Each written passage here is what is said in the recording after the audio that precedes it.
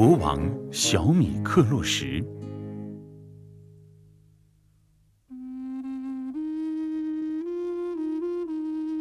很久很久以前，在一个遥远的地方，有一位国王。国王有3个女儿。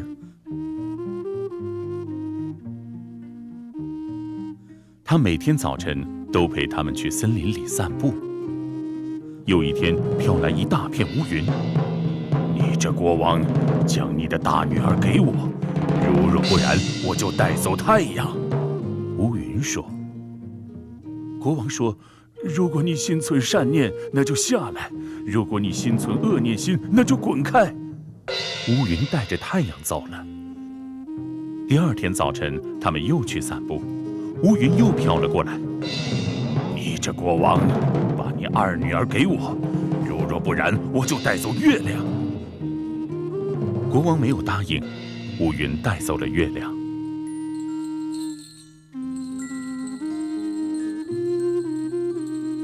乌云又来了。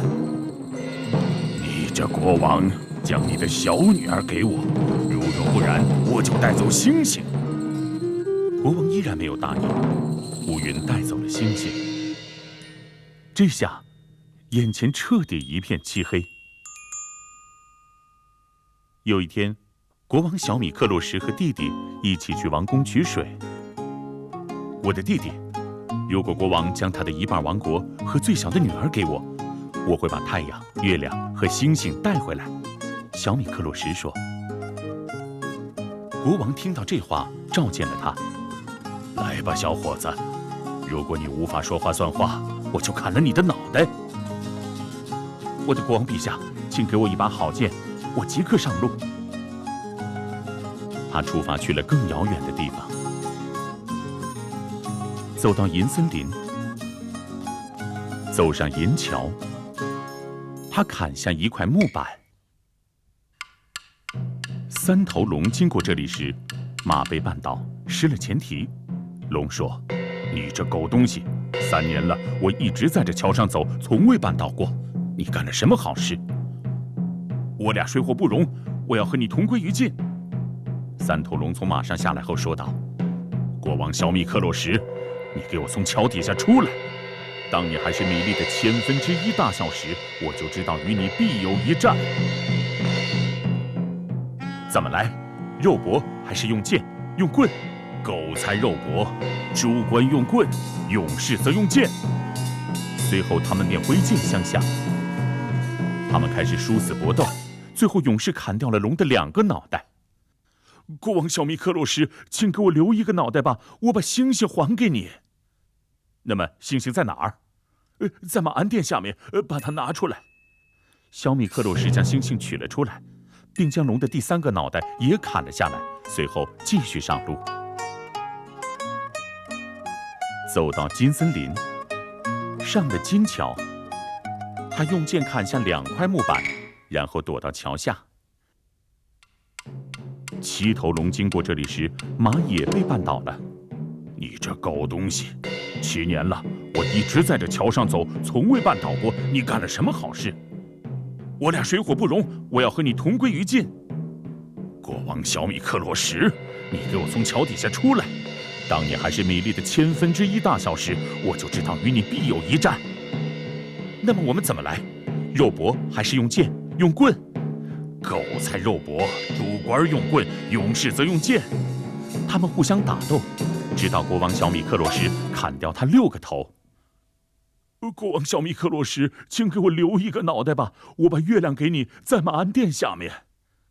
国王小米克洛什将月亮拿出来，跟星星放在一起。随后，他便将龙的第7个脑袋也砍了下来。国王小米克洛什走啊走，走到钻石森林上的钻石桥，他用剑砍下3块木板，随后躲到桥底。12头龙经过这里时，马也被绊倒了。这是什么原因？我骑了你12年，你从未绊倒过。12头龙对马说：我俩水火不容，我要和你同归于尽。国王小米克洛什，你给我从桥底下出来！当你还是米粒的1/1000大小时，我就知道与你必有一战。那么我们怎么来？肉搏还是用剑用棍？口才肉搏，主官用棍，勇士则用剑。小伙子与龙打斗，直到将他的11个脑袋砍掉。国王小米克洛什，请给我留一个脑袋吧，我把太阳给你，在马鞍殿下面。这只龙有一匹3条腿的马，但它比4条腿的马跑得还要快。国王小米克洛什将星星和月亮放到马鞍殿下面，骑上3腿马，将龙的第12个头也砍下来后，扬长而去。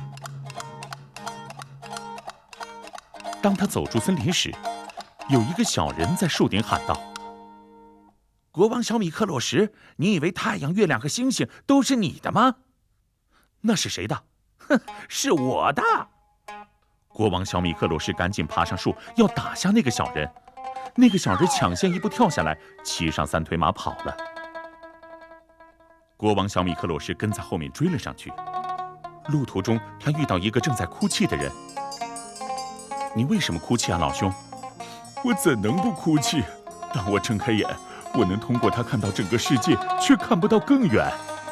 来吧，你以后会有机会看很多的。”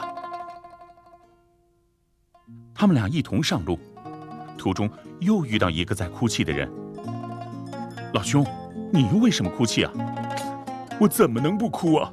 当我迈出一步，我能穿越世界，但却再无处可去啊！哼，跟我们一起吧。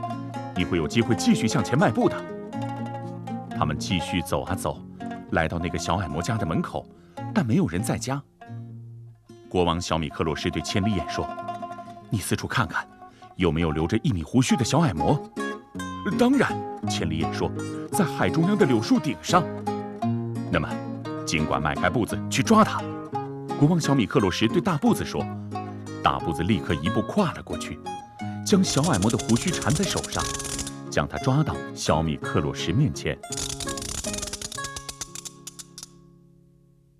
国王小米克洛什从小矮魔手里取回了太阳、月亮和星星，最后将星星放回空中，让它们闪耀发光。接着他们继续上路，走到一半的路，他将月亮放了回去。当他认为离家不远时，便将太阳也放了回去。这样的话，他们刚好在天亮时回到家。